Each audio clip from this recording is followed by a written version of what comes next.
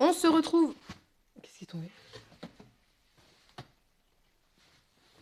Coucou, on se retrouve aujourd'hui pour le premier bilan du mois d'octobre. Je vais vous parler de 5 lectures, donc c'est parti, on y va. Première lecture dont je vais vous parler et que j'ai rangée je ne sais plus où, donc tant pis, je vous mettrai l'image ici. C'est La Géante et le naufrageur de Léo Henry, qu'en fait j'ai terminé en septembre, mais je sais pas comment je m'y suis prise. Quand j'ai listé les livres, eh bien j'ai sauté une ligne et je l'ai pas vu. Bref, c'est pas grave, je vous en parle ici. La Géante et le naufrageur, c'est un livre qui va parler de Patito, qui est un petit garçon qui vit sur une espèce d'île où il vit plus ou moins de truanderie, on va dire.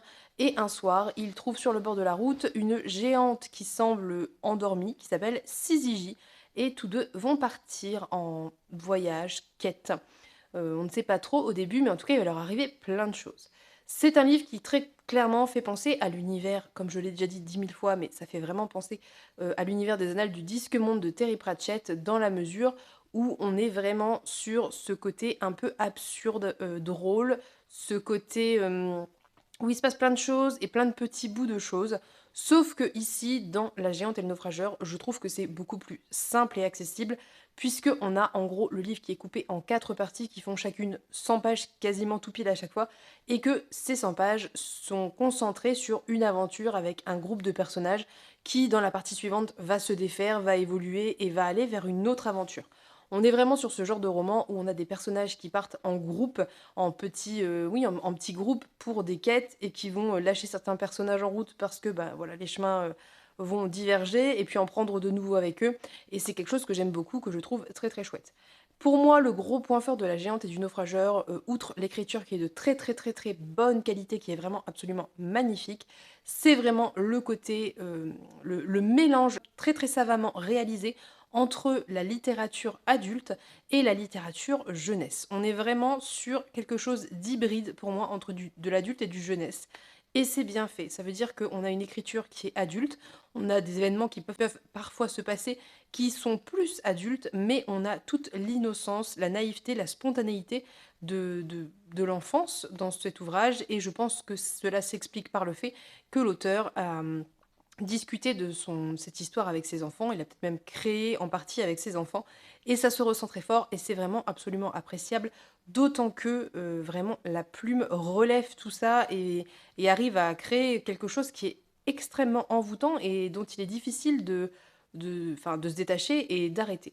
C'est vraiment une très bonne lecture, j'ai vraiment beaucoup aimé. Je l'avais reçu en service presse de la part de Le Bélial en juillet, je crois. J'ai mis un petit peu de temps à le lire parce que j'étais pas dans le mood de ce genre de lecture, mais je suis contente de l'avoir lu. J'ai hâte d'avoir la suite puisque je ne sais pas combien de tomes sont prévus, mais en tout cas celui-ci est un tome 1, donc j'ai hâte d'avoir la suite, de voir où ça va. J'ai adoré l'humour, j'ai adoré l'humour noir aussi, le côté décalé, le côté absurde par moments. C'était vraiment, vraiment envoûtant comme lecture, ou en tout cas vraiment ce genre de lecture que vous avez l'impression qu'il vous prend par la main et qui vous balade, et c'est vraiment très chouette. Ensuite, je vais vous parler d'une duologie, puisque en octobre, j'ai lu les 2 tomes, à savoir Love Story Anatomy et Love Story Immortality de Tana Schwartz, qui est une duologie qui se passe au début du 19e siècle au départ en Écosse. On va suivre le personnage d'Hazel, qui est une jeune femme de 17 ans, qui fait partie de la noblesse, petite noblesse mais noblesse, et qui a reçu, parce que son père le souhaitait, une éducation similaire à son frère aîné, donc qui est assez cultivée, en tout cas dans des domaines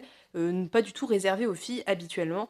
Et au moment où son grand frère va décéder d'une épidémie, voilà, une épidémie de grippe ou je ne sais plus quoi, eh bien elle va être un petit peu laissée pour compte par sa mère qui vit très très mal le deuil, et elle va du coup faire un peu ce qu'elle veut, et ce qu'elle a envie de faire, elle, c'est de la médecine, de l'anatomie et de la chirurgie. Donc elle va suivre un peu le fil de ses envies, continuer à lire des livres, à se renseigner et essayer d'intégrer les cours de chirurgie, d'anatomie, enfin en tout cas pour passer le concours de médecine du docteur Bisham, qui est un docteur très très célèbre et qui travaille à l'université en Écosse. Et de là va partir toute une sacrée aventure, puisque Hazel, qui bah, déjà doit se grimer en homme pour pouvoir accéder à ses cours, et va devoir aussi pas en même temps trouver des cadavres pour s'exercer à la dissection et à l'autopsie, parce que bah, il faut qu'elle se fasse la main. Bref, plein de choses vont se passer dans ce premier volume, et c'est c'était une lecture très, très sympathique. J'ai bien aimé cette lecture, j'ai trouvé que l'ambiance était vraiment très réussie. On a vraiment ce côté très sombre, pluvieux, brumeux de l'Écosse, auquel s'ajoute le côté vraiment roman gothique, donc les passages dans les cimetières, les passages où on va récupérer des cadavres, les passages d'autopsie, les passages où elle est dans son laboratoire qui est un peu en sous-sol, où il n'y a pas vraiment de fenêtre, où il fait très sombre. Enfin, vraiment, toute l'ambiance fonctionne très très bien à mon sens. Le personnage d'Hazel est plutôt bien réussi, j'ai bien aimé, j'ai été assez attachée à ce personnage, ce qui arrive pas si souvent que ça en young adult, que j'apprécie les personnages principaux parce que souvent je les trouve un petit peu agaçants. Alors encore une fois, je le redis, c'est normal, c'est tout à fait normal, c'est une étape logique de la vie d'être un petit peu agaçant vers ces âges-là et il n'y a pas de souci avec ça. C'est juste que forcément, autant ça peut parler au public cible, autant quand on est adulte, parfois, on lève un peu les yeux au ciel. Mais ici, dans l'ensemble, Hazel était vraiment très réussie et je l'ai bien aimée. J'ai bien aimé ses réflexions, j'ai bien aimé la manière dont elle se battait pour réussir atteindre ses objectifs. Il y a une petite romance qui fonctionne très bien, ils sont très mignons. C'est pas franchement le centre de l'histoire, mais ça reste relativement important. Mais c'était mignon, ça passait bien, voilà. Le deuxième volume était aussi assez sympathique. On va cette fois-ci partir plutôt vers Londres et on va plutôt s'occuper d'autres problématiques, mais c'était tout aussi chouette. Finalement, la seule chose que j'ai un peu reproché à ce deuxième volume, c'est la fin qui m'a très moyennement convaincue, mais qui plaira, je pense, à plein de gens. Et voilà, donc c'était une lecture sympathique que je peux vous recommander si vous avez envie d'un livre pas très compliqué, avec une très bonne ambiance qui fonctionne très très bien, où on va parler peut-être de sujets relativement différents, puisqu'on va être cette fois-ci plutôt du côté un peu médecine, etc. Et que c'est pas si courant, je pense.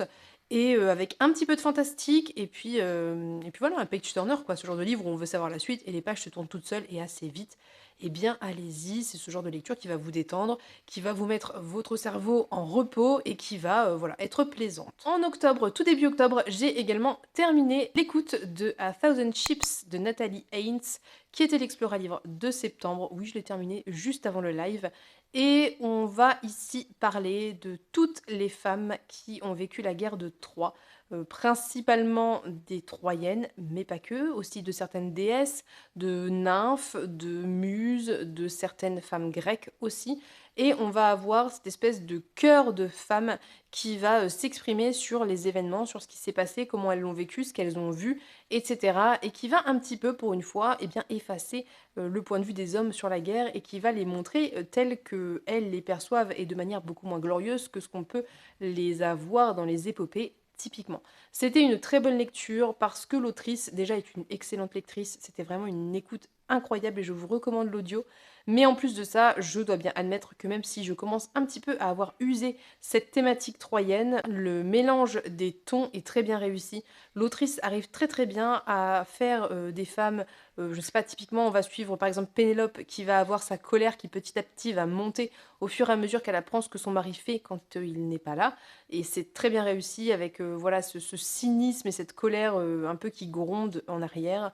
On va avoir les Troyennes qui vont ressentir un mélange de peur, de rejet, de colère, de voilà, et c'est très bien réussi. Bref, l'autrice a vraiment, je pense, réussi le pari de faire parler toutes ces femmes et d'offrir différents points de vue. Et c'était vraiment une très chouette lecture. Je pense que je l'aurais beaucoup plus apprécié en traduction parce qu'à mon avis, il y a des moments où je suis un peu passée à côté, surtout au tout début où je n'écoutais pas encore l'audio et que je faisais que lire le VO. Et du coup, je pense que je suis passée à côté à certains moments de détails et de choses qui auraient rendu ma lecture plus intéressante. Mais à partir du moment où j'ai passé sur l'audio, Nathalie Yanks arrive très bien à rendre ce qu'elle veut rendre grâce à sa manière de lire et c'était vraiment une super lecture. Donc je vous recommande, il a été traduit en français, c'est Les Invaincus, je ne sais plus chez qui il est publié, je ne sais pas si c'est par Robert Laffont, quelque chose comme ça, enfin je vous laisserai regarder. Mais c'est vraiment une très bonne lecture que ne peux que vous recommander parce que c'est un pari compliqué de parler d'autant de personnages en alternance de chapitres et l'autrice le fait avec brio. En octobre, j'ai également lu pour mon défi lecture Femmes, race et classe d'Angela Davis. Je ne vais pas revenir dans le détail sur cette lecture puisque j'en ai longuement parlé dans le vlog dédié que je vous remettrai en barre d'infos.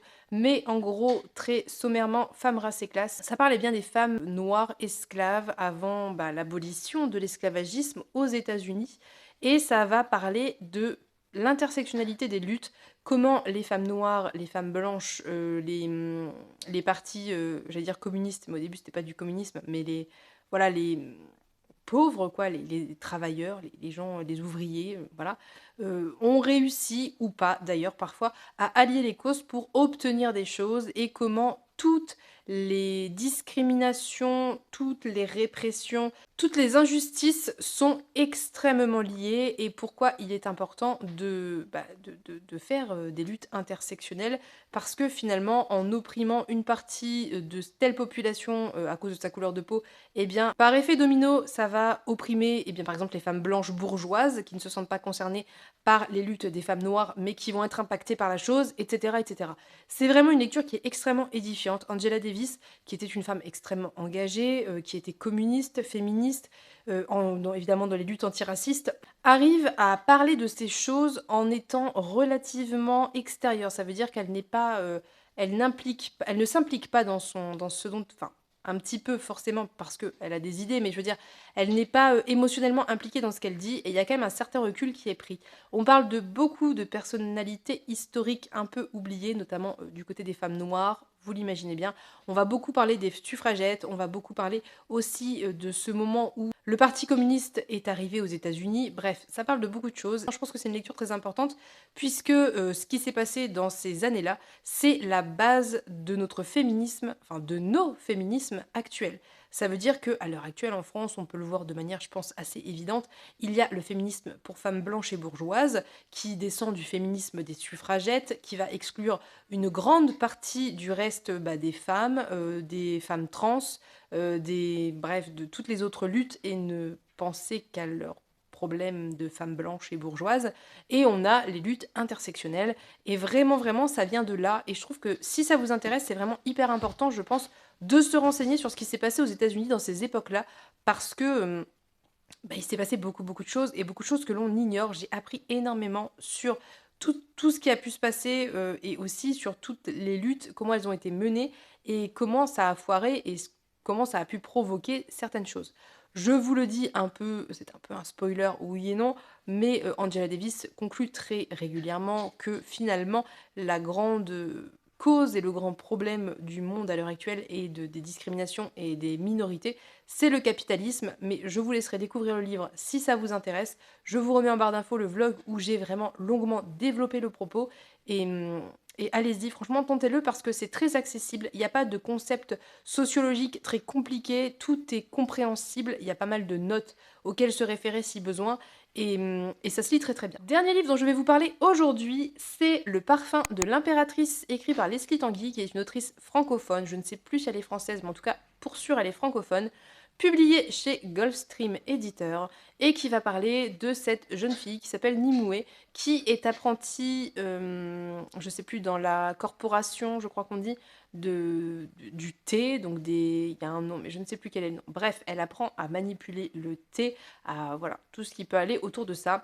Et on est dans un monde un peu post-apo steampunk, où finalement, quand ça s'est cassé la figure, quelques personnes ont pu s'échapper grâce à des dragons, puisqu'avant il y avait des dragons, aller se réfugier sur des îles en hauteur, là où l'eau n'a pas pu monter.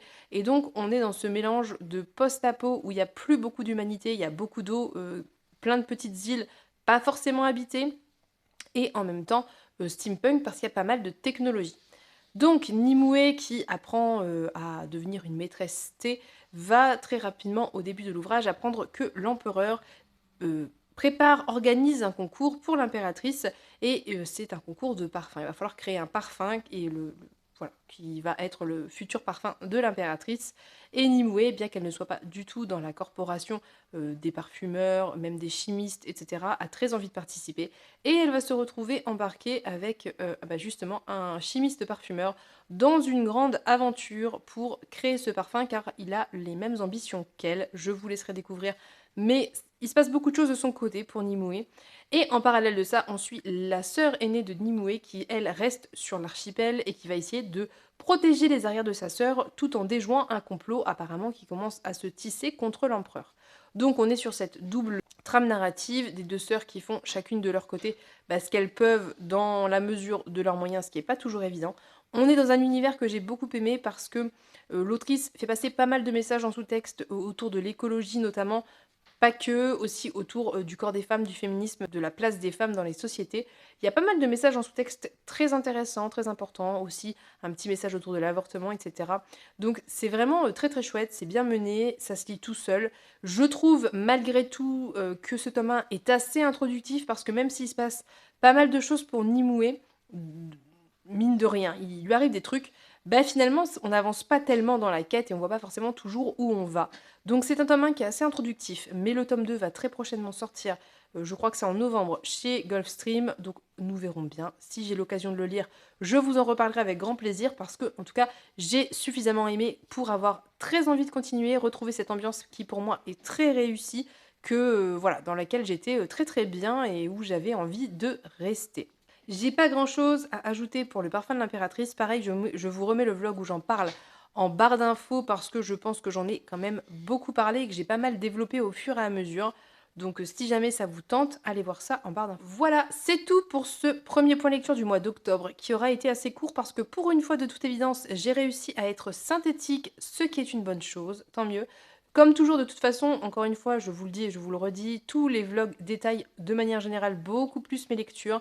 Je fais des points assez réguliers où je développe au fur et à mesure les thématiques abordées, etc. Donc si un livre en particulier vous intéresse, vous pouvez retrouver le vlog en barre d'infos, en sachant que les barres d'infos de mes vlogs sont toutes extrêmement détaillées avec des timelines très précises où vous pouvez choisir où aller en fonction de ce que vous avez envie de voir, sans devoir forcément regarder toute la vidéo qui, très souvent, sont très longues. Voilà, vous savez absolument tout. Sur ce, je vais maintenant vous laisser. N'hésitez pas à vous abonner si ça n'est pas fait et que mon contenu vous plaît. N'hésitez pas à me dire en commentaire ce que vous avez pensé de ces lectures, si vous les avez lues vous aussi. Si jamais elles vous font envie, n'hésitez pas également à me le signaler. Et comme toujours, toute recommandation de lecture est bienvenue en commentaire. Je suis toujours curieuse de découvrir des titres dont je n'ai jamais entendu parler ou alors dont j'ai déjà entendu parler, mais de me remotiver à les découvrir. Je vous souhaite une très belle journée, je vous fais de très gros bisous et on se dit à bientôt pour une prochaine vidéo. Bye bye!